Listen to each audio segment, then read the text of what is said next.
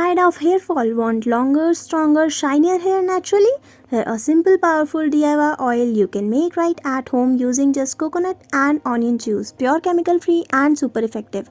Ingredients you'll need: 6 to 7 coconuts. Use homemade coconut milk for these. Coconut nourishes the scalp, reduce dandruff, strengthen roots and add shine. 1 medium onion. For fresh onion juice. Onion boosts hair growth, reduce hair fall and improve scalp health. How to make coconut oil.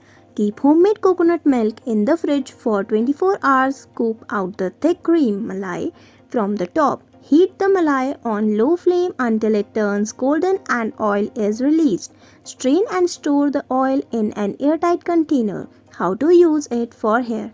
Mix 2 or 3 tablespoons of coconut oil with 1 tablespoon of onion juice. Apply to your scalp and gently massage. Leave it on for 2 hours. Wash with a mild shampoo. Use 1 or 2 times for a week.